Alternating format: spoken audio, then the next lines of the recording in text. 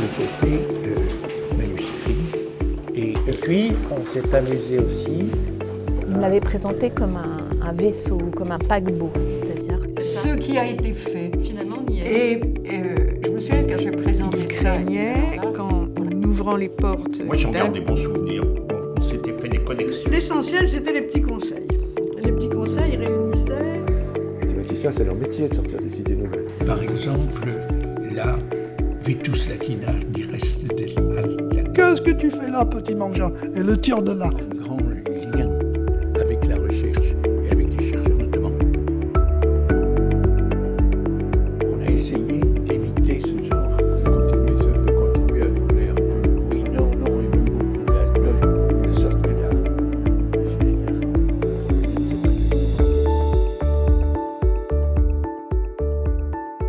bien, il faut, je crois, remercier tous ceux qui ont préparé cette rencontre qui nous rajeunit de quelques années. Et c'est un grand plaisir de te revoir après nous avoir fait connaissance. Peut-être dans la cagne de Louis le Grand, toi tu étais de cas Oui. 2. Oui, j'étais en cas 2, oui. Et moi en cas 1, qui a entré beaucoup moins de monde. Cette année-là. Cette année-là, nous n'étions que 6. Oui, cette année-là. Dont Ripoll, Drouot, qui vient de mourir, Édouard Sens aussi, qui est décédé. Édouard Sens, qui est mort l'an dernier, oui. Hélas. Moi, je suis, en feuilletant l'archicubier, je constate quand même que dans notre génération, dans le côté lettres, il y a encore beaucoup de vivants. Côté sciences, il y en a moins. Oui. Il y a plus de disparus. Mais enfin, on voit que quand même, notre génération, elle dépasse largement 80 ans. C'est vrai. Et alors, je disais que oui, je t'ai connu avant de te connaître, parce qu'on s'est connus vraiment en entrant à l'école, mais je t'ai connu avant de te connaître parce que Daniel Gallois, qui a été ton professeur de français en Hippocagne à Condorcet, et qui était un ami très proche de mon père et qui restait très fidèle à ma mère, m'avait dit, l'un de mes meilleurs élèves depuis que je suis professeur est parti à Louis le Grand, et il sera, je te le dis, reçu dans les premiers du premier coup. Ça, c'était une confiance. C'était une confiance justifiée. Oui. Tu vois, il connaissait son monde. C'était un professeur excellent, un des meilleurs que j'ai eu pendant toute ma scolarité. Oui, c'était un homme... mais il m'a très rigoureux. Il m'a aussi rendu service, car moi, dans ma première cagne, j'avais fait une dissertation française, la première qui n'était pas bonne, et Daniel Gallois m'a demandé de la lui montrer et de venir la discuter avec lui. Et il a été féroce. Il manque des petits traits intermédiaires entre cet à dire, un tréma mal placé. Et aucun professeur ne m'avait jamais dit ça. Il m'a appris comme ça un certain nombre de choses en une fois, qu'une phrase ne pouvait pas commencer par d'ailleurs, etc. Moi, le souvenir que j'ai, c'est qu'il nous faisait apprendre par cœur des poèmes. Oui. Donc, des poèmes du XVIe siècle. Oui. Et aussi, j'ai encore en tête de grands fragments de la chanson du Mal-aîné de Guillaume Apollinaire. Et il tenait beaucoup à ce que les élèves se prêtent à cet exercice scolaire qui est parfois un peu oublié maintenant. Terriblement oublié. Il y a de ça longtemps, mon fils me disant « Mais tu veux que j'apprenne ça par cœur ? On n'apprend pas par cœur, c'est bête. » Oui. Ce qui n'est absolument pas mon point de vue.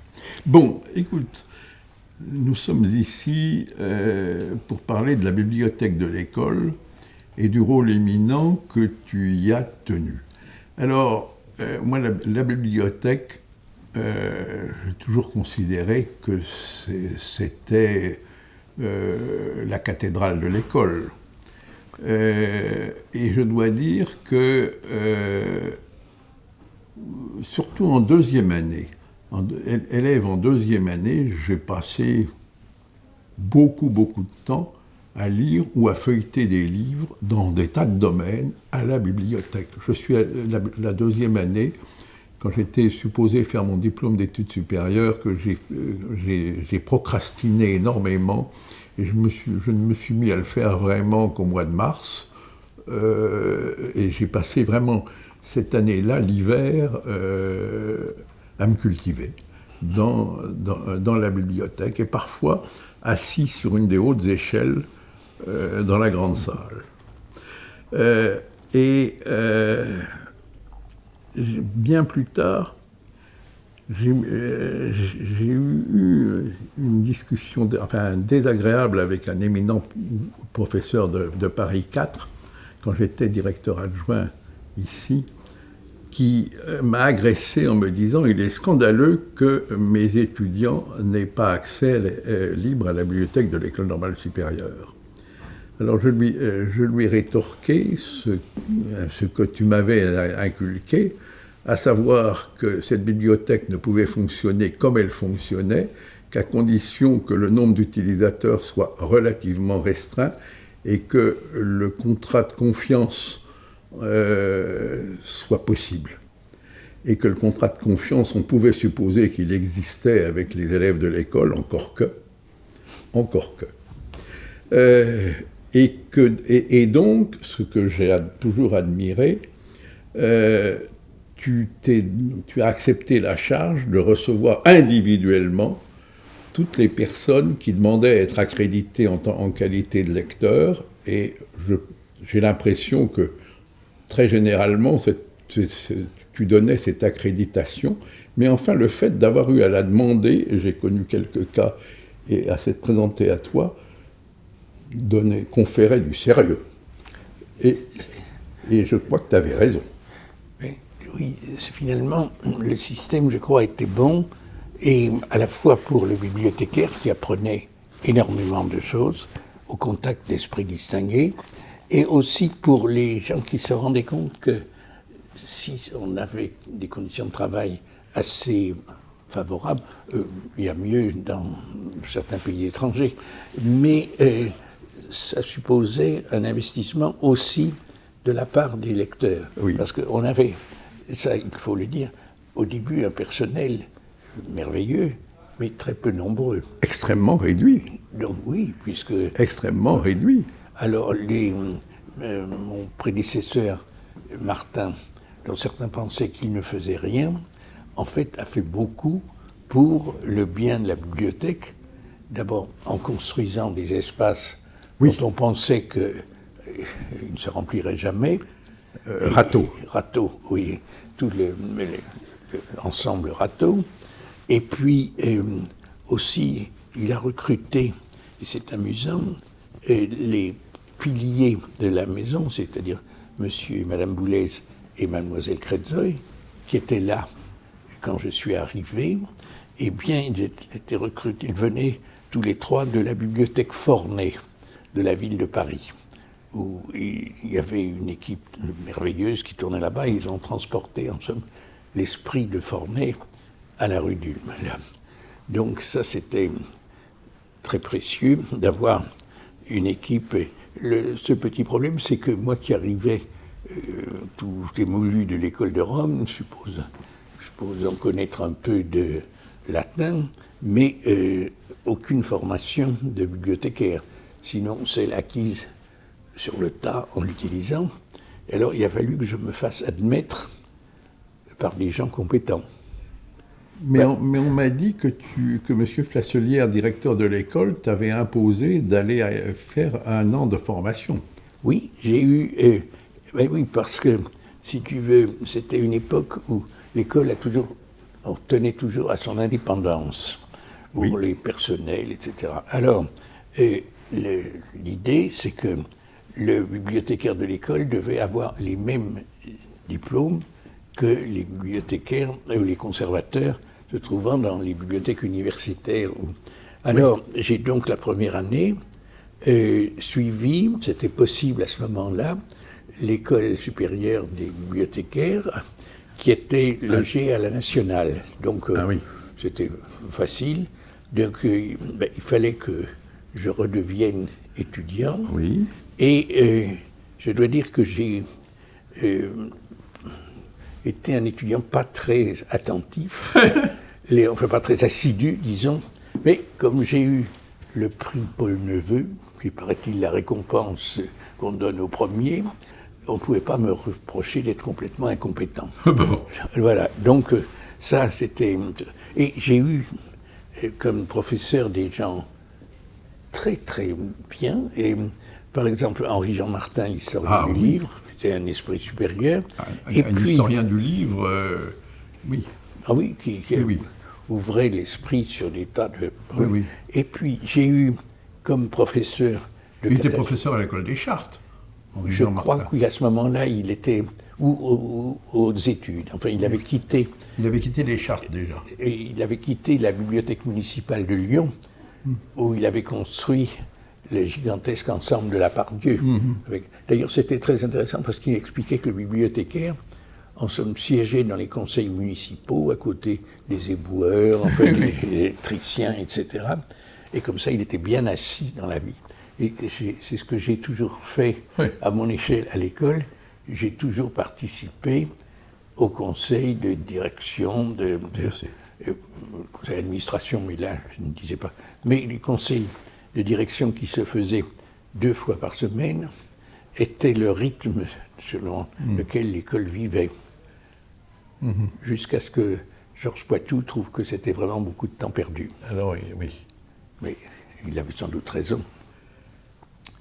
Mais ça permettait un grand avantage, l'école n'étant pas de dimension infinie, on savait à peu près ce qui se passait en physique, en chimie. Il n'y avait pas encore de formation proprement littéraire à l'école de recherche. Oui. Mais comme ça, on savait un peu que, par exemple, il y avait des problèmes avec les techniciens de physique et que ça allait venir traverser la rue Erasme. Ça traversait. Et alors, je remonte un petit peu. La bibliothèque des lettres de l'école, elle a été faite évidemment avec des crédits publics depuis fort longtemps, mais elle a été constamment enrichie par des dons d'anciens élèves. Et ça, je pense que c'est très important et que ça permet d'affirmer que cette bibliothèque est celle d'une collectivité transgénérationnelle. Mais que la collectivité, nous en sommes co-héritiers. Oui, absolument. Là, il y a une fidélité rare des lecteurs qui ne sont pas tous des anciens élèves. Non. Il faut dire qu'un certain nombre de personnes ont été, en somme, normaliens de cœur ou d'honneur, et ont été parfois extrêmement généreux. Et donateurs. Ah oui, tout à fait. Oui. Donc les gens qui avaient compris à quoi servait cette bibliothèque un peu marginale dans le système général de documentation de la nation, etc., eh bien, on était en général reconnaissants pour ce qu'on faisait pour eux avec nos moyens. Oui. Et alors, cette chose étonnante, c'est le système de codification, d'indexation de la bibliothèque, qui est unique au monde. Écoute, pas vraiment, parce que c'est un système qui avait été inventé pour la bibliothèque de la Sorbonne vers 1850. Le classement est le même qu'à la Sorbonne, ou était le même qu'à la Sorbonne, ce qui fait qu'un livre pouvait être placé sur les rayons de la Sorbonne et y dormir quelques dizaines d'années. Oui. Il avait une cote qui correspondait à un emplacement, et à moins qu'un magasinier particulièrement vigilant voit qu'il y avait un tampon école normale. Sur la page 101. Oui, c'est cela. Je vois que tu as tout remarqué. 25 et 101. 25 et 101, ben oui. Les secrets. Alors, ce système qui a été décrit, ce qui est amusant, c'est que il a été mise en service quand l'école a déménagé. Si tu veux, elle était d'abord à côté du lycée Louis-le-Grand. Oui. Et alors là, c'était un régime de classement par armoire. On a conservé les inventaires. Et après, quand on s'est retrouvé dans les locaux de la rue d'Ulm, il a fallu repenser le classement. On a pris celui de la Sorbonne. Et ce qui est amusant, c'est un certain polygraphe enfin épigraphiste, il y avait quelque chose qui s'appelle Philippe Lebas, qui écrit, j'ai trouvé cette lettre au directeur, pour expliquer qu'il s'était donné le bibliothécaire n'avait rien fait de bon, et que lui, professeur hautes études ou autres, non pas encore les hautes études, mais l'université, avait passé plusieurs mois pour assurer le classement des livres, qui est celui sur lequel nous vivons encore, avec beaucoup de modifications au développement. Oui, pour avoir les cotes sous cotes, etc. Et puis les numéros dans la série. En revanche, il y a des fonds très importants qui ont été donnés au moment de la guerre, notamment la bibliothèque de Bouglé ou la bibliothèque de Simian.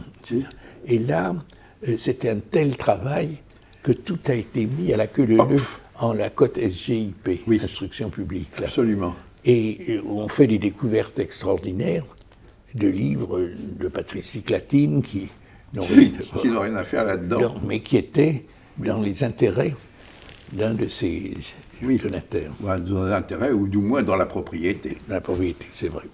Parce que Bouglé, ayant été directeur de l'école, a probablement reçu comme ça des livres offert en hommage respectueux, mais qu'il n'avait pas ouvert. Mais alors, je me souviens que ton prédécesseur, M. Martin, qui pour moi était aussi le professeur de logique à l'école, était mécontent de l'obligation de maintenir ces fonds tels que tels, parce qu'une des filles de Bouglé était venue lui dire, surtout, vous ne démembrerez jamais la bibliothèque de mon père. Il faut qu'elle reste.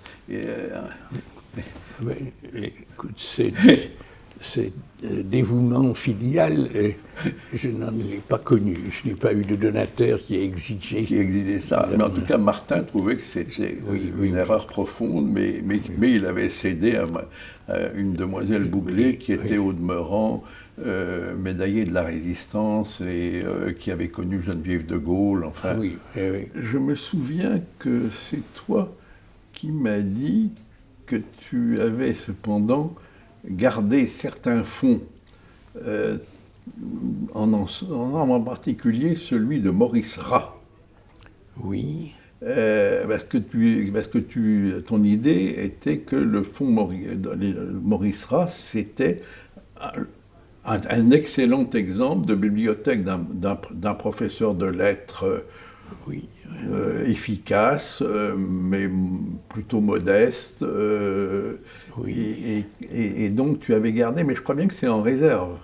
Oui, ce qu'on a fait, moi j'ai souvenir surtout du fonds Ménial. Le Ménial qui avait fait l'anthologie des poètes français du 19e, avait une bibliothèque tout à fait extraordinaire de littérature française. Et alors, il l'avait donné, et je crois que les descendants avaient confié ça à l'école, moins quelques livres avec des dédicaces tout à fait prestigieuses qu'ils avaient gardées comme souvenir, mais c'est un fonds excellent qu'on a gardé en réserve, d'une part pour qu'il ne soit pas dispersé, et d'autre part parce que certains livres avaient une valeur telle qu'on ne pouvait pas les laisser. C'est un problème qui s'est posé.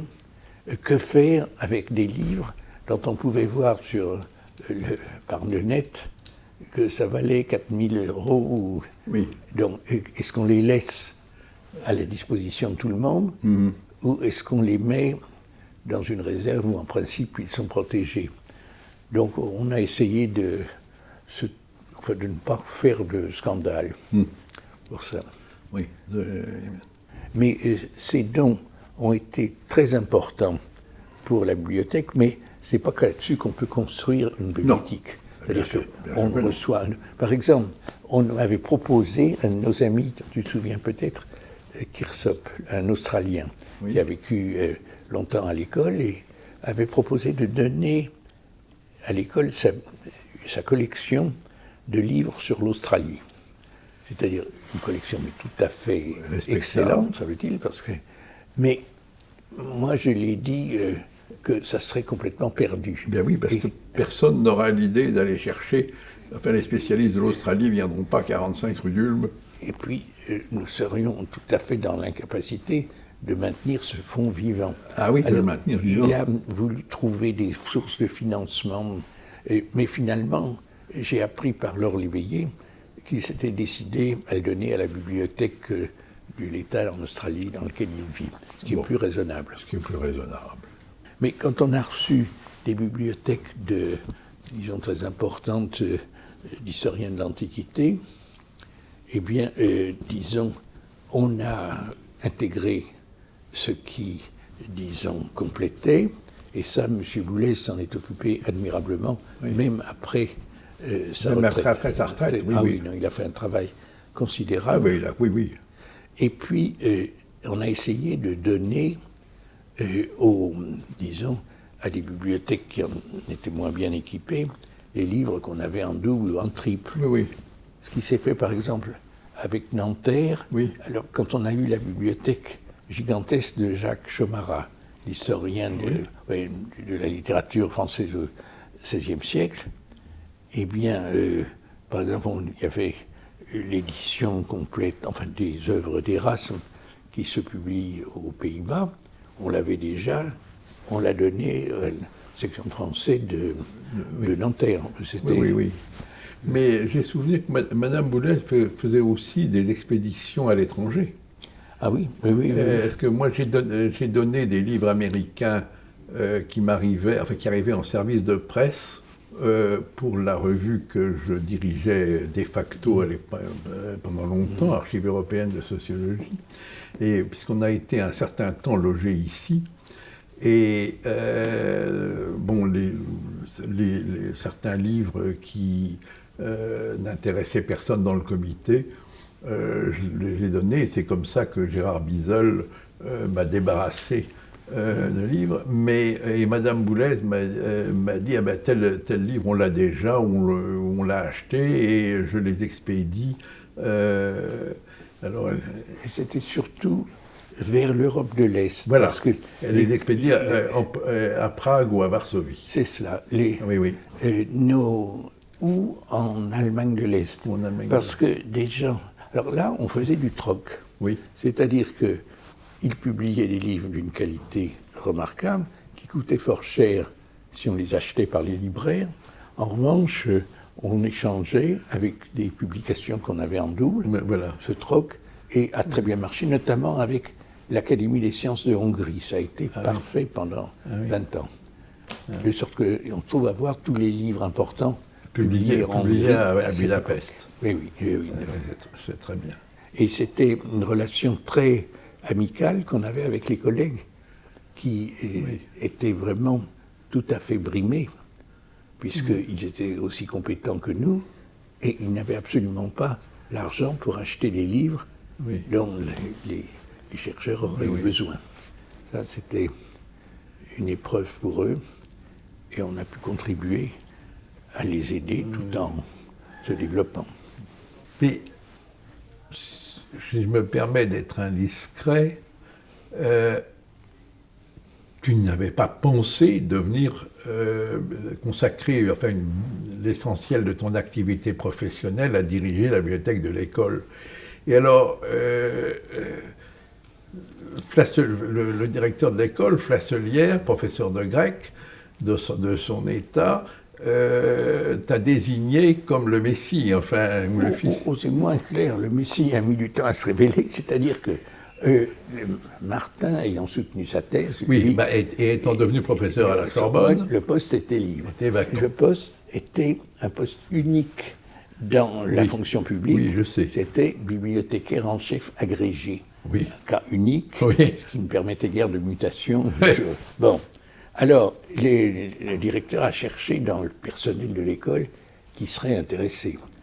Les gens ont refusé parce qu'ils se rendaient compte que c'est assez prenant.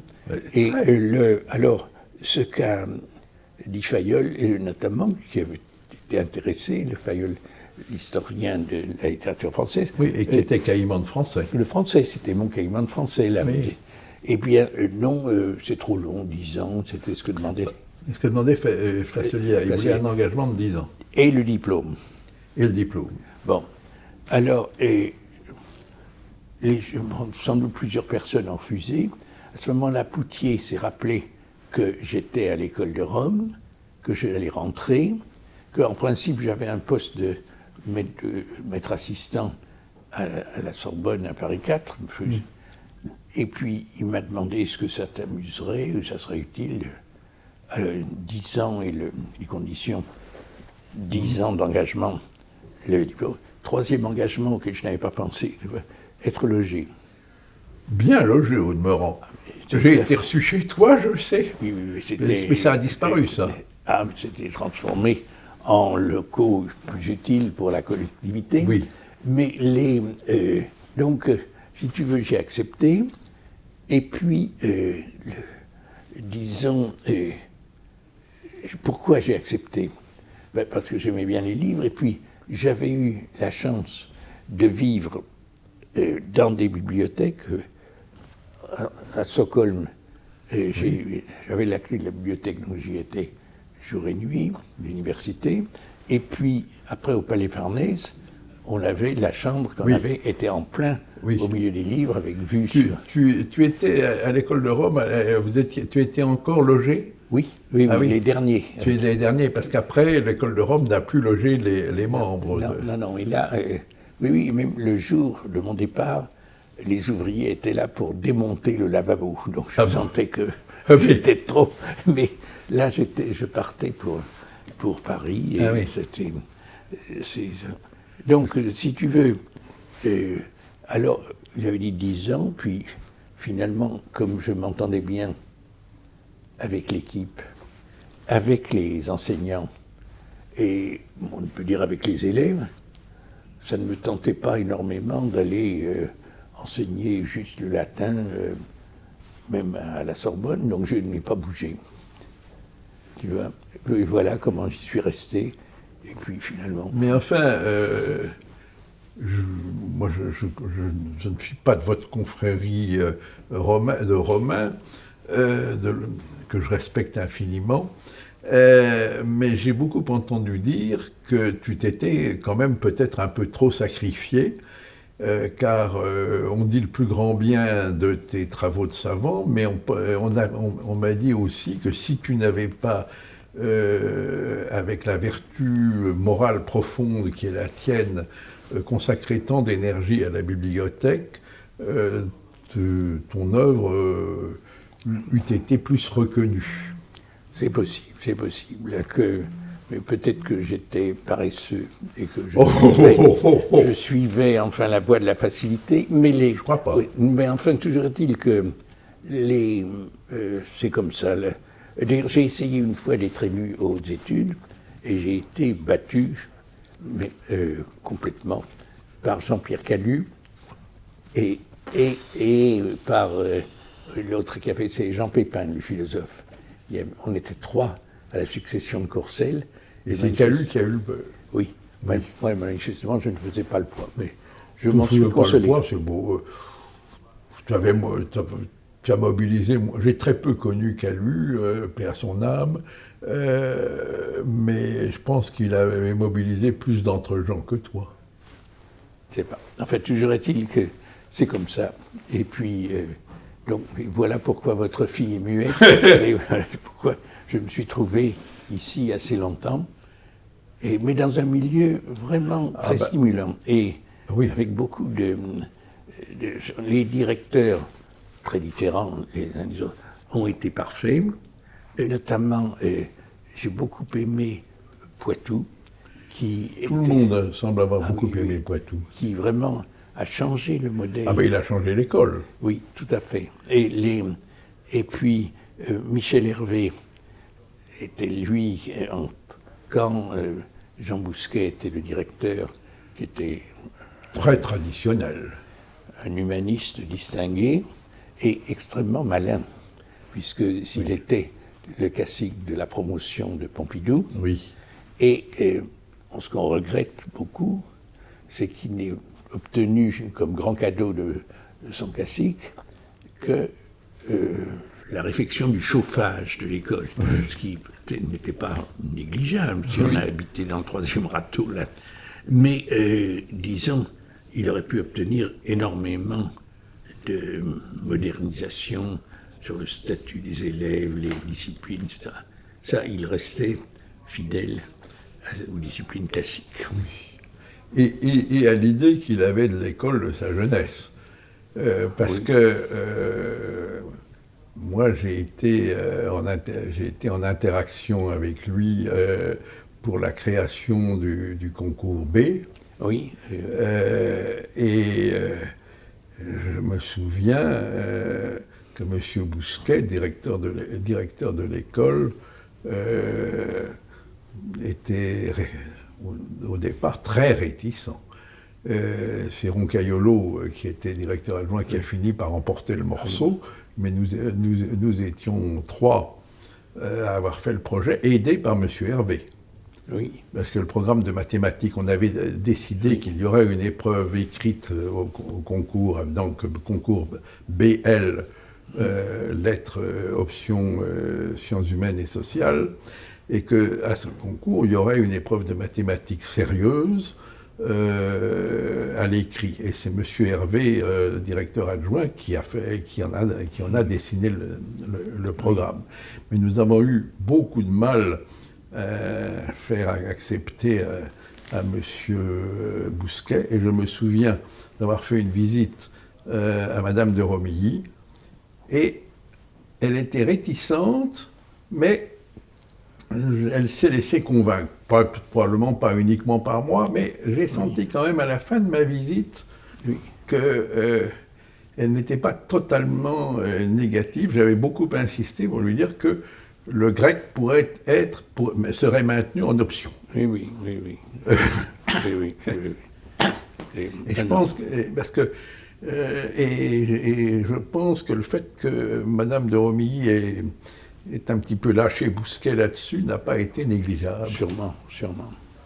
Alors là, il faut dire que ce concours B, moi je l'ai vu vu de l'intérieur, ça a sauvé pratiquement l'école littéraire, parce que le recrutement traditionnel faisait que les gens... Le vivier se rétrécissait. Et il n'avait aucun débouché.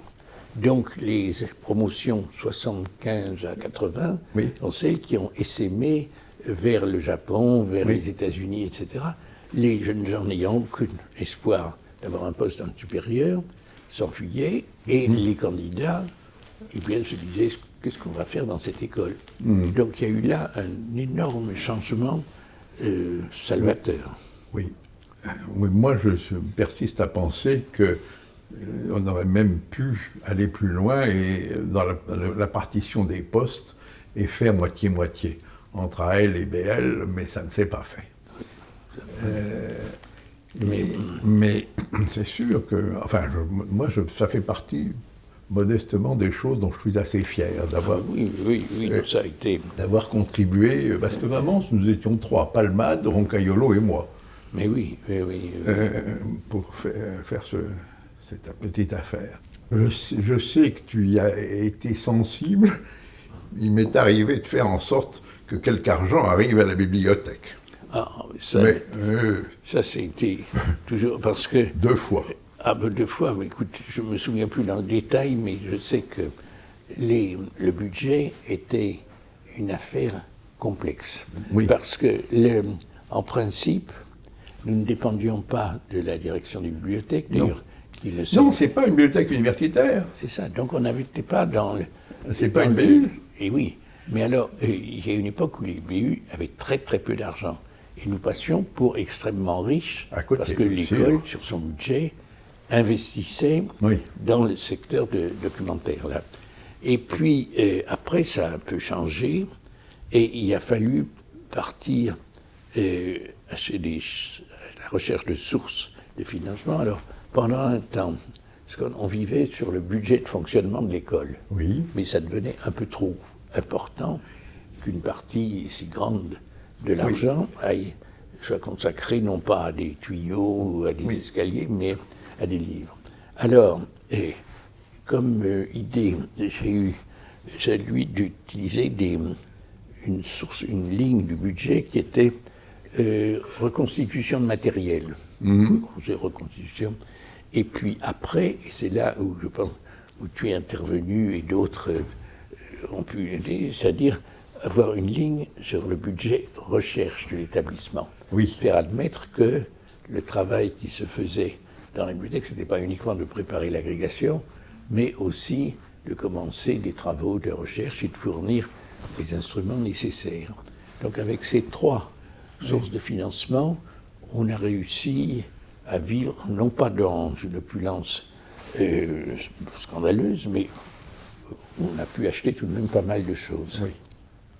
Pas de doute. En partant du fait que, en principe, on achetait de bons livres.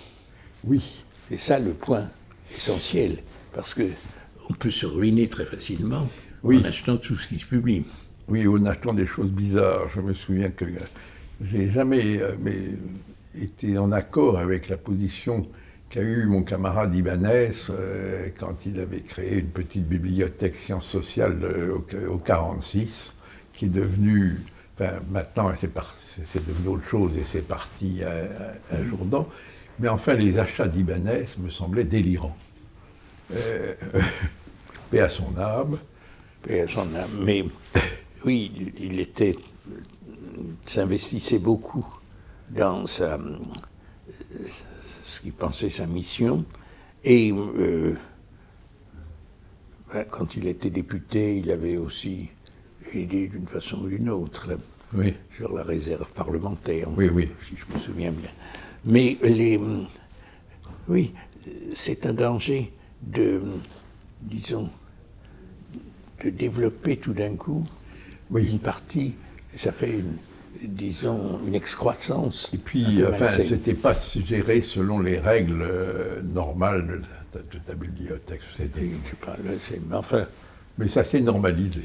Ah oui, tout à fait, maintenant. Ça, c'est le mérite de l'équipe actuelle, enfin, d'arriver... Parce qu'un des gros problèmes a été la fusion. La fusion avec l'école des filles, le Sèvres-Jourdan. Alors, le problème n'était pas la fusion, c'était le nombre. Oui. Puisqu'il n'y avait aucun transfert de personnel, à ma connaissance, et puis il y avait beaucoup plus de lecteurs, de lectrices, et en plus très actives et très compétentes. Donc, elle entraînait un certain travail supplémentaire. Donc, mais ça s'est bien passé au niveau des élèves en cours de scolarité. Ça a été plus complexe avec les anciennes sévriennes qui pensaient que tout leur était dû. Et alors, comme ça, j'en ai reçu beaucoup, des entretiens en leur expliquant dans quelle situation on vivait, et que malgré la sympathie qu'on avait pour elles, on ne pouvait pas changer entièrement notre mode de fonctionnement. Donc, en général, nos amis ont parfaitement compris. Oui, mais enfin, il y avait quand même du personnel à la bibliothèque de Jourdan. Mais elle continuait de vivre. Oui. Et la bibliothèque de Jourdan, elle n'a pas été... Elle a continué de vivre, vous n'avez pas unifié. Ah ben, ça s'est fait, mais ça a été une histoire de très longue haleine. C'est pour ça qu'on avait fait le Conseil des sages.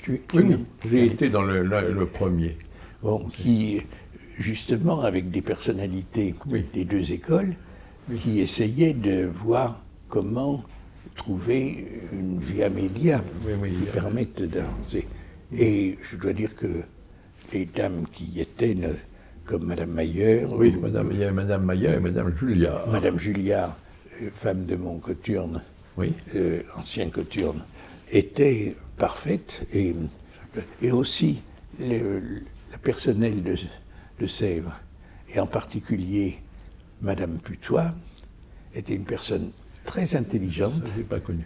qui elle aussi avait passé le diplôme, parce que Madame Dury ne plaisantait pas Oui, oui. avec les risques d'annexion par ce qu'on appelait la direction des bibliothèques dans ce temps-là. Oui. Eh bien, elle était charmante et très, très intelligente, de sorte que ça tournait pas mal, ça vivait. Mais alors maintenant, tu es allé dans les nouveaux locaux. J'y suis passé. C'est magnifique. Ah oui, Les nouveaux locaux. Et alors, moi, vu mon métier, je suis maintenant, en fait, plus souvent là-bas qu'ici. Ah oui, non, ça a été une longue gestation, mais elle est magnifique. oui, elle est très, très réussie. Et puis, je crois qu'au point de vue gestion, c'est tout à fait unifié. Enfin, ça marche très bien. Là. Ce sont des très, très beaux locaux.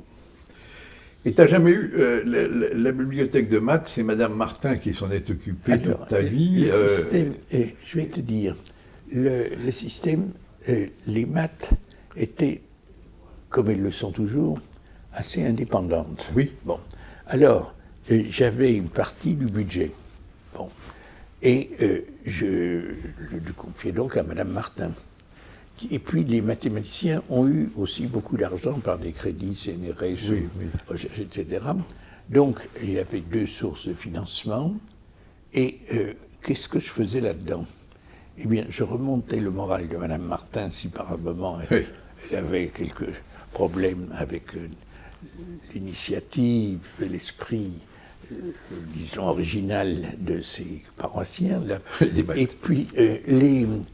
Et puis on s'entendait très bien, donc il n'y a jamais eu le moindre problème. Elle avait, c'est une mathématicienne de formation, donc elle arrivait à comprendre les suggestions que donnait entre 2 portes l'illustre professeur Cartan. Ah. Ben, ça c'était, moi j'aurais été tout à fait incapable. Il y a un traité sur la géométrie qui vient de paraître chez Birkhäuser. Bon, elle savait tout de suite comment exploiter ça. Moi, je n'aurais pas pu. De sorte qu'elle gérait très bien sa province. Et c'est un peu ce qui s'est fait quand on est arrivé à la Cosiddetta fusion. Madame Putois ou bien ses successeurs, Isabelle Pantin. Madame Pantin, bien connue, oui. Et ils géraient leur affaire très bien. Simplement, on essayait de ne pas faire... Ce qui avait gêné avant, à la fin du règne, notamment de ma camarade de promotion, Simone Follet, qui j'ai eu beaucoup de sympathie. Alors, elle, son idée était de faire aussi bien en Antiquité qu'à l'école normale. Donc, elle a fait acheter énormément de corpus d'inscriptions grecques, de textes anciens. Très bien. Mais ça doublait un peu. Ça doublait un peu. Alors, on a essayé d'éviter ce genre... De continuer à doubler un peu. Comme ça. Non, et même beaucoup. Là, de sorte que là, c'est d'ailleurs un problème. Je ne sais pas exactement comment mes successeurs ont réussi à absorber ces doubles. Est-ce qu'ils les ont gardés? Je crois qu'ils s'en sont très bien occupés. Simone Follet, qui était donc directrice adjointe de l'école normale de jeunes filles, et qui est devenue professeure de grec à la Sorbonne. C'est ça. En quittant lors de la fusion, je crois bien. Oui, je pense, oui. Parce que son poste est devenu un des postes de directeur d'études. C'est ça, je pense, oui. Elle est partie pour la Sorbonne, où elle était très compétente, là. Ah oui, c'était une dame très compétente. Je vois que son édition du discours héroïque de Philostrate, qu'elle préparait quand nous suivions ensemble les cours d'Irigoyen, vient de sortir. Donc j'ai budé. Donc ça prouve qu'elle travaille toujours. Qu'elle a travaillé énergie et compétence. Et alors, ce qu'il faut voir, c'est que la bibliothèque a eu son heure de gloire. C'est du temps de Lucien Eyre. Certes, mort en 1925. C'est cela. Et qui a été, disons, un homme, alors, politique, etc., mais qui était un bibliothécaire extrêmement compétent. D'ailleurs, dans le livre de Charles Andler, il y a un chapitre sur le bibliothécaire qui est tout à fait extraordinaire et qui raconte ses principes de choix de livres. C'est-à-dire qu'il choisissait des livres qui lui semblaient avoir quelque chose. Et c'est frappant de voir que les achats de R sont tout ce qu'il y avait d'important, au moins dans la production française et allemande.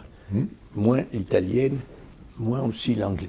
Bon, époque glorieuse jusqu'en 25 ou 26. Puis il meurt. Son successeur, Paul Étard, esprit distingué, qui était chargé de publier Aristote dans la grande collection de Berlin. Bon, mais je crois que Étard se estimait peut-être un peu trop compétent sur trop de sujets, donc et puis il n'avait plus d'argent. Donc il y a eu un effondrement avec la crise, notamment. Oui. Les budgets étaient ridicules, de sorte que moi je voyais ça, les séries s'arrêtaient tristement en 1931, en 1932. C'était un délabrement épouvantable. Puis il y a eu la guerre, qui n'a pas été très favorable, même pas du tout. Et on a commencé, après la victoire, à travailler un peu de nouveau. Et le grand mérite de Martin, ça a été de remettre la machine en marche. Oui, et Martin il était d'une promotion d'avant la guerre, mais il avait été prisonnier, je crois bien. Oui, et puis malade. Et tuberculeux, oui. Et il n'en est pas mort, et pourtant c'était une époque où il n'y avait encore quasiment pas de traitement de la tuberculose. Et je crois qu'il avait été amené à prendre ce poste parce qu'il n'était pas en état physique de parler un nombre d'heures de professeur. Je crois que c'est en 50 qu'il a commencé. Il a commencé qu'en 50. État jusqu'à 50. Jusqu'à 50. Ah mais bon? alors, c'est à son époque qu'on a fait les constructions. Erasme? Oui, Erasme. Et puis ici, tous les établissements. Ce qui s'est passé, c'est quand on a construit les laboratoires scientifiques qui sont sous nos yeux ici, les livres qui servaient pour les chimistes, les physiciens, ont été emmenés dans les laboratoires, qui donnaient de la place pour les... Et puis, on a construit beaucoup d'espaces, dont les premiers, est-ce que ça vaut la peine de le rappeler, ont été équipés par un ingénieur de Baudet-Lenoir-Roussel, qui n'était autre que le père de René Raymond. De sorte que René Raymond, entrant à l'école, entrait en somme, dans 1942, dans, si vous voulez, le paysage construit par son père. Ah bon? Il était architecte?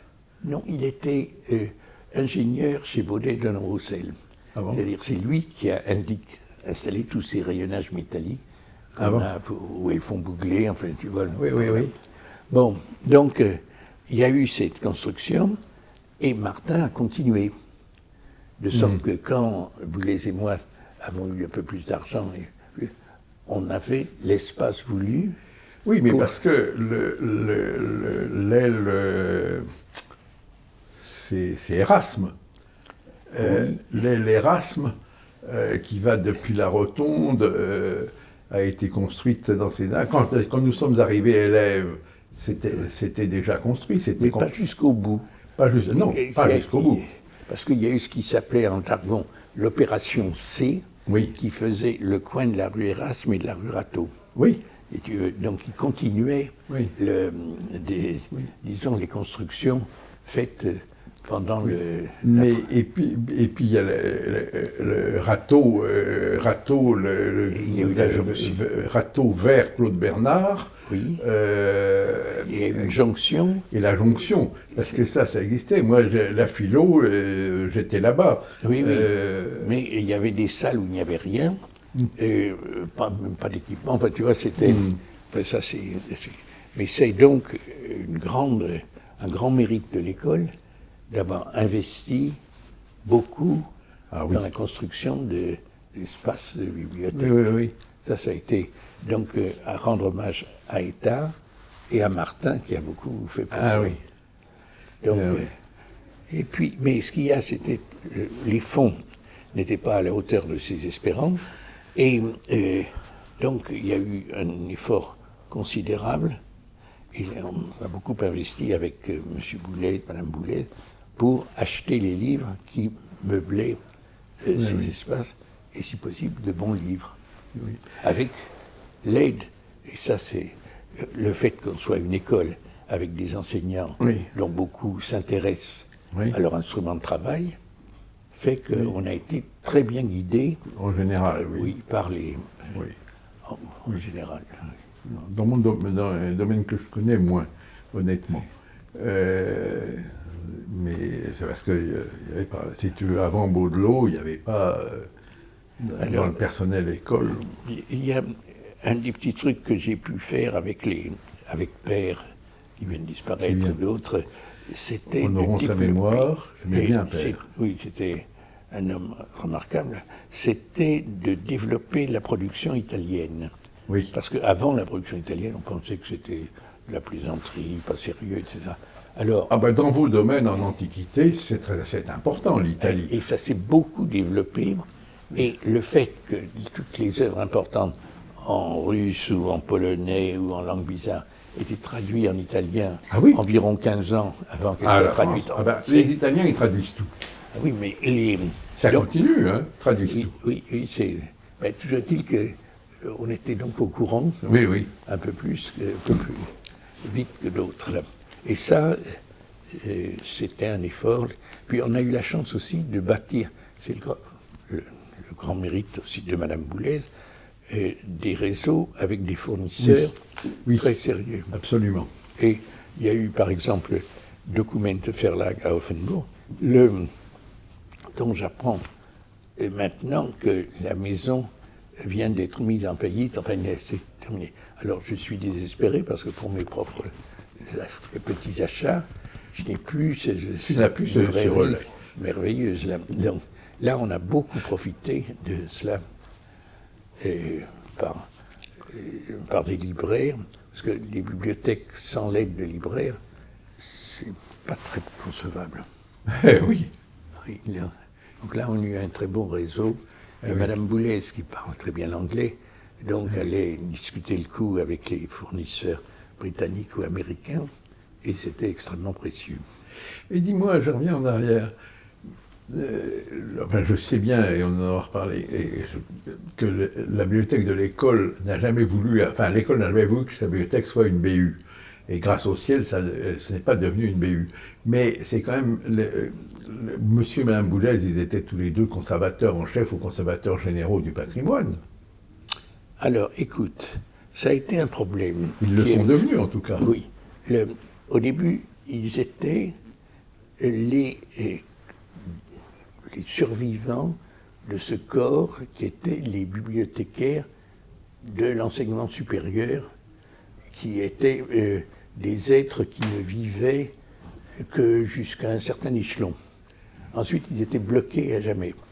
Alors, ça a été un des problèmes heureusement dépassés, et parce que la direction des bibliothèques, etc., disait oui, mais nous voulons bien que M. et Mme Boulez, qui sont très méritants, progressent, mais il y a à leur tête un individu qui n'est pas muni, qui a passé les diplômes, mais qui n'est pas muni du sceau.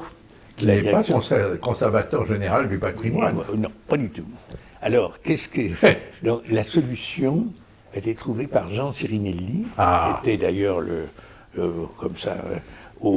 recteur Sirinelli. Mais il était directeur des enseignements supérieurs dans ce moment-là, ce qui aidait. Alors, il a trouvé, mais il a dit, dans cette école, il y a des bibliothèques qui peuvent en effet ressortir de la direction des bibliothèques, etc. Mais il y en a d'autres, comme la physique ou autres, qui ne sont pas du tout. Or, le directeur de l'école a le droit d'avoir quelqu'un qui l'aide pour gérer l'ensemble. C'est comme ça que j'ai été chargé du poste ronflant de sous-directeur chargé des bibliothèques et de la documentation. Alors, c'est comme ça que ça a permis à M. et Mme Boulez de ne plus être bloqués et de monter vers les sommets auxquels ils ont tout à fait droit. Ah oui, et qui dans le corps des conservateurs. Ah oui, oui, oui, oui, oui.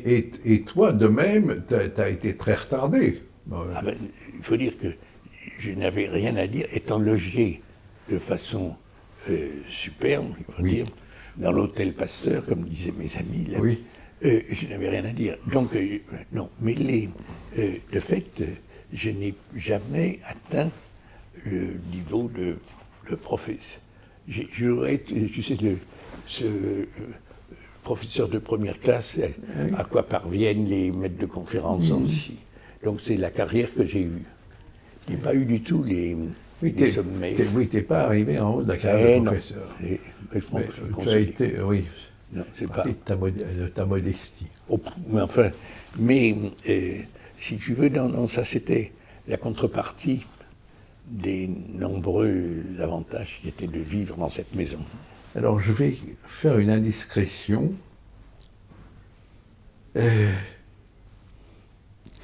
Quand j'étais directeur adjoint de cette école, je me suis trouvé un jour à table à côté de Madame la recteure de Paris, qui était Madame Gendreau Massalou, et j'étais furieux. Parce que je venais d'apprendre que Madame Gendreau Massalou, recteure de Paris, avait refusé de transmettre au ministère la proposition de Légion d'honneur pour Pierre Petit-Mangin, préparée par le directeur de l'école et moi. Et Madame Gendreau Massalou, recteur de Paris, m'a dit « Quand même, bibliothécaire en chef, est-ce que ça justifie ?» Madame Gendreau Massalou était agrégée d'espagnol. C'était pas une grande érudite. Bon. Et alors, fort heureusement, pris les choses en main autrement, je me suis adressé au cabinet du ministre, qui était M. Fillon. Oui. Et je dois dire que ça a marché. Écoute, merci. Ainsi, voilà, excuse-moi, mais je savais que c'était toi et Guillaume, mais je ne connaissais pas ce blocage. Oui, mais parce que ma prédécessrice, aujourd'hui membre de l'Académie des sciences morales et politiques, ma prédécessrice, Marianne Bastide-Bruguière, t'avait déjà proposé 2 fois, et c'était pas passé. Ah bon, je ne savais pas. Et donc moi j'ai eu l'explication en clair, Madame Gendreau Massalou m'ayant clairement dit que c'est elle qui avait bloqué. Ah oui, oui, oui. Ah bon, mais tu vois, comme quoi, bon. Ça me rappelle les bibliothécaires, un peu de modestie. Non. Sont peu de choses. Donc j'ai été ensuite très content de pouvoir se féliciter Monsieur Boulez, qui est passé aussi. Qui est passé aussi. Mais ça, j'y suis pour rien, c'était après ma retraite. Oui, oui, non, ça a été aussi très très bien pour les... Oui.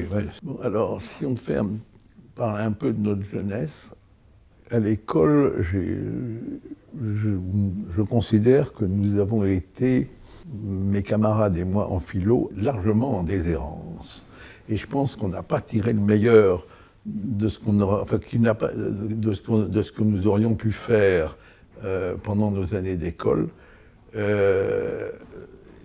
Alors, donc, je crois qu'il y avait des différences. J'ai l'impression que mes camarades en classique ou en histoire ont été plus aidés, enfin, et plus soutenus ou plus incités.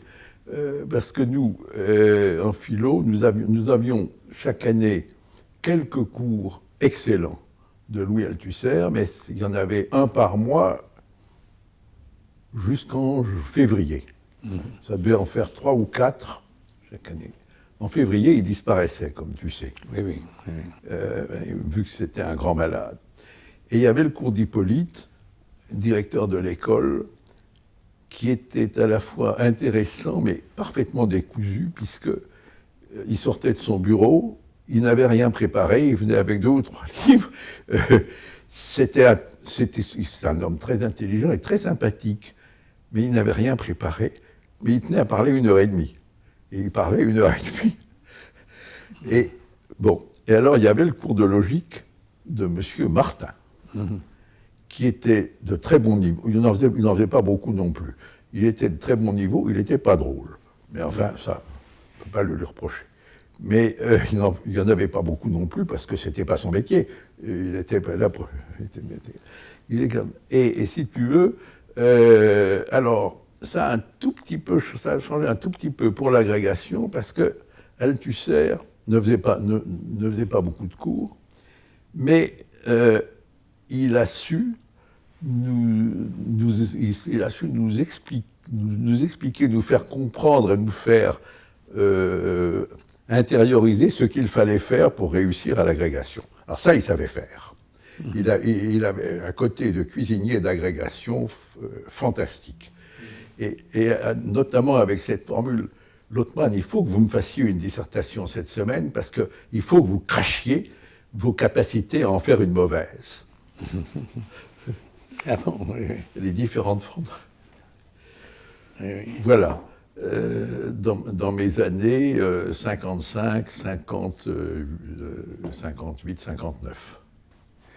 Écoute, c'était assez différent. Chez vous, c'était différent. Mon ami Laco avait d'autres expériences. Oui, parce que je parle des antiquisants. Il y avait quelques cours faits par des maîtres de la Sorbonne. Il y avait Pierre Grimal et Jacques Urgon, et puis qui faisaient une sorte de cours. C'était une valeur sûre qui se répétait d'année en année.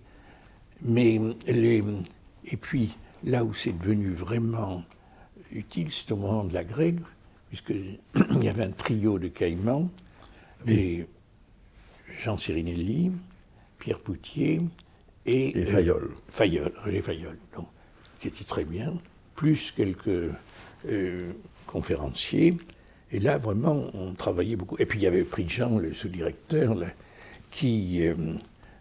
pour qui on devait remettre une dissertation. C'était l'avenir en dépendait. Et j'ai fait donc ça. Et puis, bon Dieu, j'ai été reçu. Et puis, voilà. Ça, je n'avais pas. Prigent, je me rappelle pas ça. Il faisait un cours Prigent, sur Diderot. C'était... Ah bon? Alors, c'était... J'ai fait une explication de texte sur l'œuf de Diderot, là. Ah oui. Et ils m'en reparlaient 20 ans après, là. Oui, oui. Vous m'avez fait une bonne explication, là. Oui. Et puis, après, c'était parce qu'à ce moment-là, la 4e année était une année supplémentaire. Oui, il fallait avoir l'accord, l'appui de la direction. Donc, les prestations chez Prigent étaient très importantes. Très importantes. Voilà, de sorte que... Et après, j'ai vu surtout les hautes études après la 4e année. Là, voilà, en gros, le reste, ça serait un peu en dehors de l'école. Mais il y a une chose que tu dis, c'est que Martin faisait cours, ce n'était pas son job principal. Mais moi, j'ai fait aussi cours très longtemps. Oui, je sais. Et je voyais ça plutôt comme un contrepoison. Ah parce oui. que l'administration, c'est surtout, ça vous prend entièrement, ça vous bouffe. Oui. Alors, j'allais faire donc mon cours tous les mardis, et c'était pas des choses extraordinaires, c'était d'apprendre aux élèves de lire des textes latins en manuscrit. Bon. Ah, donc il y avait de l'épigraphie. La paléographie. La paléographie, pardon. Des écritures manuscrites médiévales. Donc j'ai fait ça pendant longtemps. Et puis, les élèves avaient l'air de trouver ça intéressant, ou enfin utile, etc. Donc ça a continué. Et si je n'avais eu personne, j'aurais fermé ma boîte, puisque j'avais de quoi m'occuper à la bibliothèque. Mais ça a marché. Et puis certains élèves ont réussi admirablement. Donc ça prouve que je n'aurais pas donné de trop mauvaises idées au départ. Mais quand j'ai été donc quelques années ici, à 93, 96, j'aurais voulu faire cours. Et Baudelot, professeur de sociologie, me l'a interdit. Oui. Il m'a simplement permis de faire une ou deux leçons pour la préparation à l'agrégation. Ah oui, oui. Baudelot est venu me voir avec les son équipe dans le bureau. Oui. Il m'a dit non. Non. La- Bon, paix à lui, j'aime bien Boileau, mais on considérait que c'est... Ah, ben, j'ai- Alors, mais quand je parlais des cours que nous avons eus à l'école, non, j'oubliais quand même, c'était intéressant de signifier que nous nous étions très peu nombreux. Je suis d'une période de creux en philosophie. C'est comme ça que, en 1958, nous n'étions que 2 candidats à l'agrégation, Raymond Boudon et moi. Ah oui. Raymond Boudon qui est resté toute sa vie un ami très proche. Oui, oui. Et bon, mais nous avions quand même un cours de Jean Beaufray, qui était professeur de Cagne à Henri IV, oui. et qui était un ami proche d'Hippolyte. Et Beaufray était éminemment sympathique. Et je me souviens notamment, il avait fait un grand cours sur les maîtres du soupçon. Les maîtres du soupçon, c'est Marx, Nietzsche et Freud. Après Hegel, tu comprends, le dernier. Mais alors, Beaufray avait quand même... il arrivait une demi-heure ou 3/4 d'heure en retard par rapport à l'horaire. Alors, nous étions... Il n'y avait pas que... Il y avait d'autres auditeurs, il y avait notamment quelques affidés de Beaufray qui n'avaient rien à voir avec l'école, donc il y avait un petit public. Le cours de Beaufray était très bon, très passionnant, mais il fallait... On était dans le couloir, j'attendais M. Beaufray, assez souvent. Et puis une autre année, il y a eu un autre ami d'Hippolyte qui était Dufresne, Michel Dufresne. Homme aussi, alors très ouvert à beaucoup de choses. On a fait un cours, mais je ne m'a pas laissé beaucoup de souvenirs. Voilà. Mais en tout cas, pour l'orientation après l'école, nous n'avions, enfin en philo, nous n'avions vraiment rien. Canguilhem, avec qui j'avais fait mon diplôme d'études supérieures, m'a dit vous allez commencer par aller au lycée, c'est excellent. Ce qui a été le cas, je suis allé 3 ans au lycée. Ah oui. J'ai commencé, en sortant du service militaire, je suis allé à Troyes. Et ensuite, ensuite à Saint-Germain-en-Laye, tout de suite. Au lycée international. Alors ça, c'était un cadeau du ministère parce que c'était un poste hors contrôle paritaire à l'époque des syndicats. Donc j'étais pas marié, j'avais pas d'enfant à l'époque. Mais on m'a mis au lycée international qui était un poste hors contrôle. Ça, c'était un privilège normalien, de même que le privilège d'avoir un galon d'officier quand nous sommes allés au service militaire. Ah oui. Tout de suite. C'était un privilège, Oui, mais privilège social extraordinaire. Mais il avait fallu tout de même... Bon, on était allé à l'instruction militaire obligatoire. Le samedi, tous les samedis. Oui, et on avait fait tous les samedis avec quelques absences. Et puis on a fait 3 périodes. Les périodes frileuses, où est-ce que c'était le dernier? C'était au Rousse. Oui, oui, oui. Montlhéry, Frileuse, Oui, Montlhéry, Frileuse et le camp des Rousses dans le Jura. Dans le Jura, oui, oui. Bon, mais enfin, non, c'était un privilège social incontestable. Enfin, la suppression du service militaire a supprimé tout ça. Oui, mais c'était les élèves des grandes écoles qui étaient soumis des 11 grandes écoles. IMO, instruction militaire obligatoire.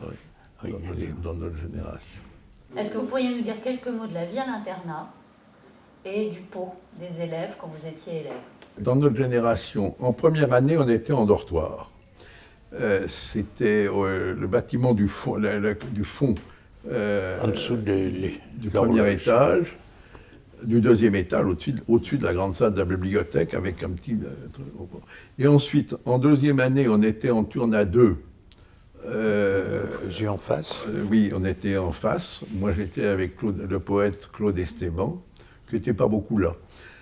Et toi, tu étais avec notre ami commun, Philippe Bronstein. Enfin, puisque j'avais été d'abord avec Orléans. Ah non, Bronstein était avec Orléans, il s'était enfui pour venir chez moi. Ah, c'est Bronstein qui s'était enfui pour venir avec toi. Oui, oui. Mais ça allait très bien. Avec Bronstein, oui, bien sûr, non, aucun problème. Deux parpaillots Aucun solides. Aucun problème. J'aime beaucoup Bronstein et sa femme Francine. Oui, oui. Aussi. Et et ensuite, en troisième année, on était en tourne individuelle. Et quand on était en année supplémentaire, alors moi j'étais plus interne. En année supplémentaire, j'habitais en ville, et donc j'étais dans une tourne à 4 en bas, mais 4 externes, ça n'avait plus beaucoup de sens. Moi j'étais dans une tourne dans ce qu'on appelait le palais, c'est-à-dire t'étais en haut, au palais. Les turnes à côté de l'horloge, là. Et j'avais comme coturne Jacques Julliard, qui honorablement connu par les lecteurs de différents journaux. Et qui était marié déjà Oui, qui était marié. Ah oui, donc il était externe. Il était externe, il avait une turne, mais il n'y venait pas très souvent. Il n'y venait pas beaucoup. Mais quand j'ai revu parmi les sages de la bibliothèque son épouse, Suzanne, oui. On avait au moins quelques souvenirs à partager. Et puis, mais c'est là notamment que j'étais à côté de M. Munkelsen, qui commençait une brillante carrière, enfin, c'était un Danois qui avait fait des études aussi en Cagne, oui, au lycée de Caen, là il y avait et puis qui avait été admis comme pensionnaire à l'école, oui, qui a passé la grecque de grammaire, ah oui, comme la grecque normale, ah oui, et puis qui ensuite est devenu directeur du CNRS danois d'ailleurs, ah bon, pendant il n'avait pas demandé. Je l'ai jamais connu. Donc il a eu des responsabilités administratives importantes et maintenant il est élu aux inscriptions à belles lettres. Voilà. Alors on a gardé les meilleurs souvenirs, oui, et j'espère qu'il donnera un témoignage sur notre folle jeunesse. Ah bon? Donc tu l'as mis dans la liste des témoignages? Oui, non, il est... Mais il faut qu'il vienne à Paris. Oui, mais il vient assez fréquemment. Oui, mais je ne l'ai pas connu. Oui, on peut dire un mot des élèves étrangers, si ça vous amuse.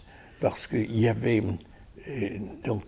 l'école ne recevait pas beaucoup d'élèves étrangers. C'était la grande différence avec l'école de jeunes filles, qui avait... Madame Serre avait bâti des échanges avec toutes les universités américaines. Oui. Bon, tandis que l'école était plus critique, mais on a eu des gens tout à fait remarquables, et notamment, je peux raconter cette histoire, c'est Tommy Murtagh, qui était un Irlandais, très sympathique. C'est lui qui est à Paris ces jours-ci, il faut que je le voie absolument, qui m'a fait avoir le doctorat honoris causa du Trinity College, Dublin. Pourquoi? C'est parce que c'est le bicentenaire de l'école, donc il y a une vieille tradition, Beckett, etc., avec Trinity College, et ils avaient invité le directeur de l'école, notre ami Guyon, lequel n'a pas donné suite. Alors ils ont été vexés comme des poux. Il y a de quoi? Ils se sont dit, il y avait quelqu'un que voyait pas mal les élèves étrangers, notamment c'était Petit Mangin, pourquoi est-ce qu'on lui... Voilà, et c'est comme ça que j'ai été revêtu de superbes vêtements. Eh bien, je connais bien Tommy Murtagh, je ne savais pas ça, parce que Murtagh, qui était, je ne sais pas comment ça s'était fait, et ça s'est fait, a traduit en anglais, le livre de Gabrielle Cavaillès, épouse Ferrière, sur son frère. Et alors, Tommy Murtagh est membre de la Société des Amis de Cavaillès. Or, je suis par héritage de ma mère, membre pratiquement, je suis membre à vie du bureau de cette société. Parce que quand ma mère est morte, Canguilhem m'a téléphoné et il m'a dit « Il faut que vous veniez à la place de votre mère ». Bien, je lui ai dit « Bien, monsieur ». Oui. Bon. Cette société va du reste très mal et je ne sais pas bien, parce que sa réalité essentielle étant de donner un prix de temps en temps, et avec le président actuel, ça fait des années qu'on n'a pas donné, il n'y arrive pas. Enfin, c'est pas le point aujourd'hui. Mais donc je connais bien Tommy Murtagh et je le vois, il vient presque toujours à l'assemblée annuelle de la Société d'Amis de Cavaillès. Mais ceci m'amène, en remontant d'un cran, à deux choses. D'une part, dans les élèves étrangers, moi, il y en a un que j'ai connu qui a été un ami, c'est Yoshio Abe, japonais. Ah oui, extraordinaire. Extraordinaire, spécialiste de Baudelaire. Et alors, Yoshio Abe m'a abordé dans la salle du Pot, un soir, quand il avait appris mon nom, je ne sais pas bien comment, et ça c'est japonais, fantastique. Il me dit, vous êtes le fils, vous avez la ration, d'Albert Lothman qui a enseigné au Japon entre 1931 et 1933 à l'école des langues d'Osaka. Je dis oui, il le savait. Voilà. Bon, et ça a été le début d'une bonne amitié avec lui, ensuite avec Fumiko, sa femme. Et alors il a fait un livre de vulgarisation sur la société française, et il a mis des petites photos de Françaises dans la couverture. Alors il y a sur la même couverture, il y a Simone de Beauvoir et il y a ma fille aînée qui avait 3 ans. Oui, c'était un des grands succès, ça s'appelait Wakai Europa, c'est-à-dire la jeune Europe. Et ça a été un succès, mais tu sais quoi.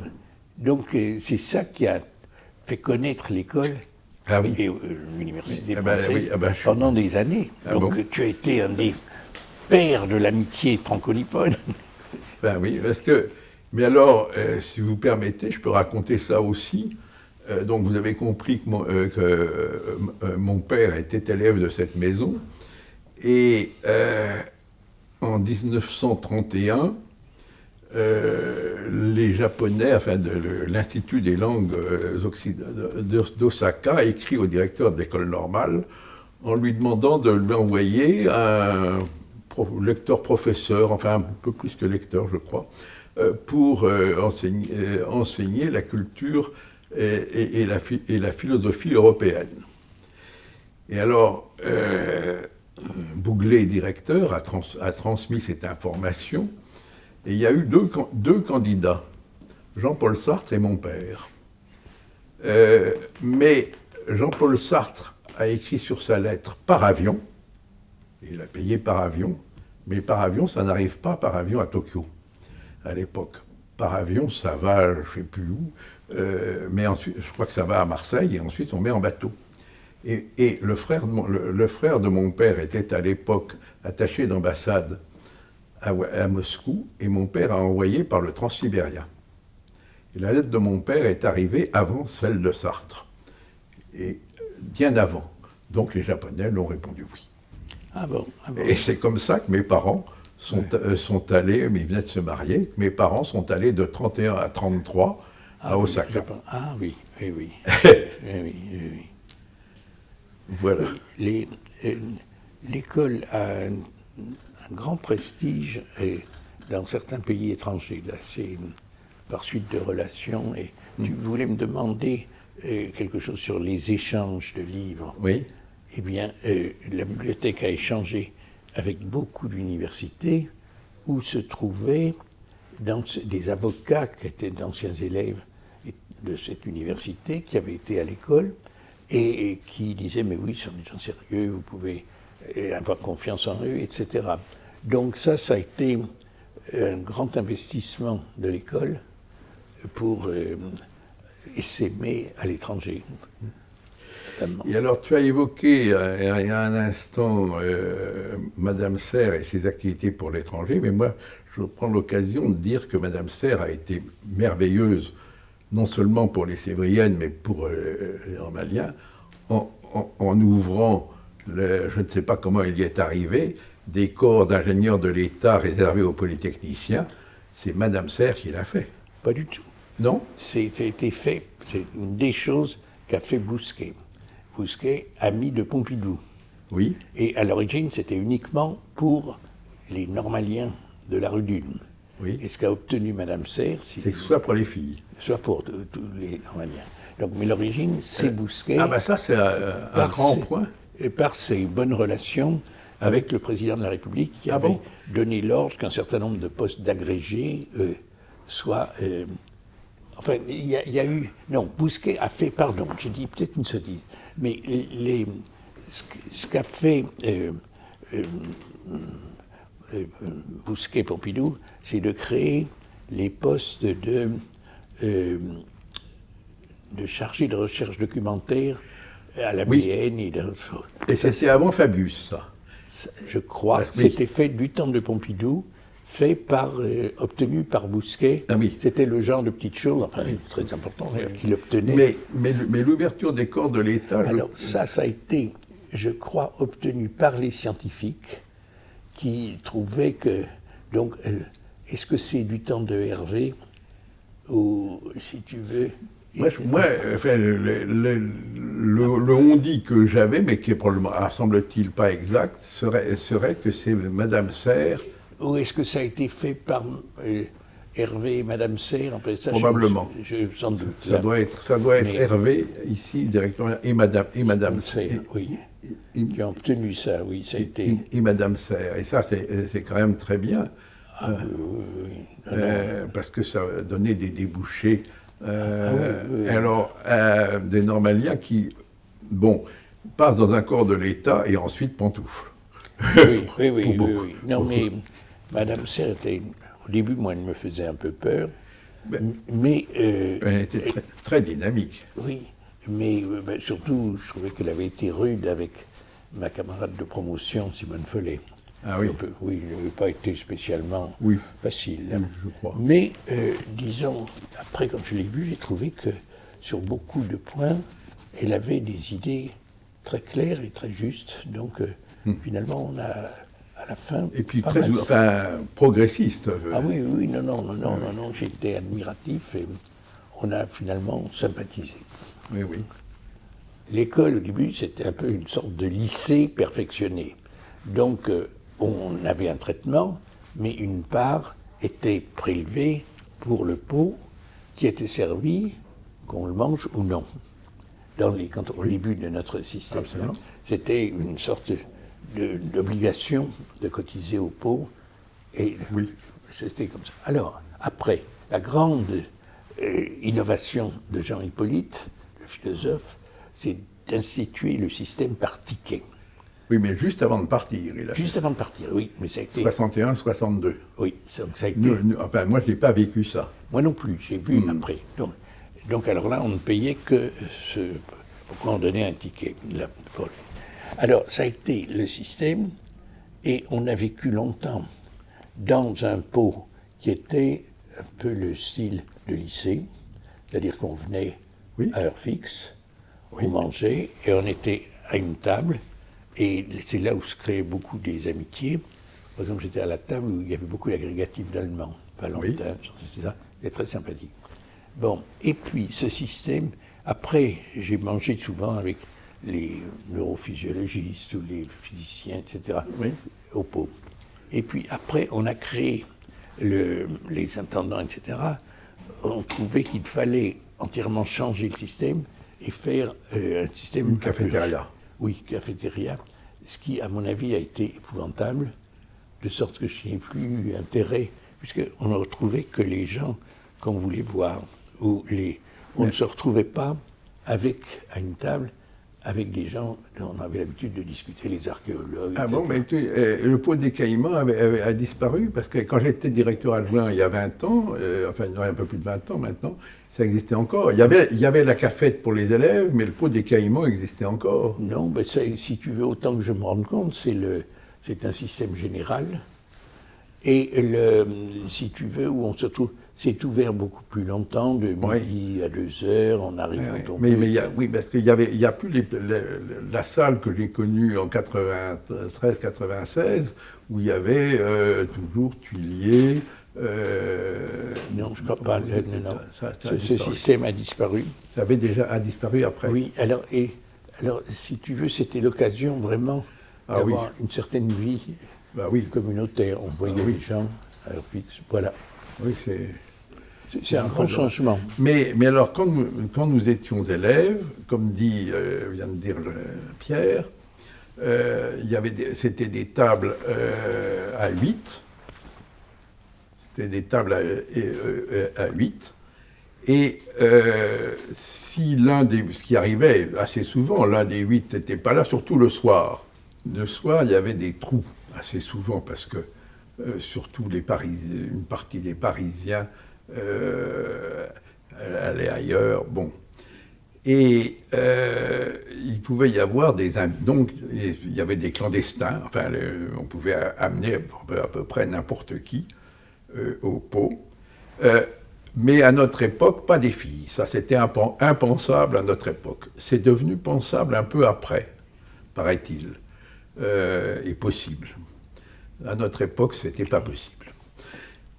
Mais il y a eu quelqu'un qui est de notre promo, on a bien connu, qui était un type un peu particulier, qui s'appelle Jacques Guamard, qui avait été recalé en 1954, mais une partie de ses copains, et en particulier mon ami Jean-Claude Michaud, ayant été reçu, Jacques Guamard a été invité assez souvent, puis il avait pratiquement pris pension, pas tout à fait, au pot le soir, à l'école. Et moyennant quoi, bizarrement, le Guamard est devenu le nom générique des clandestins pendant quelques années.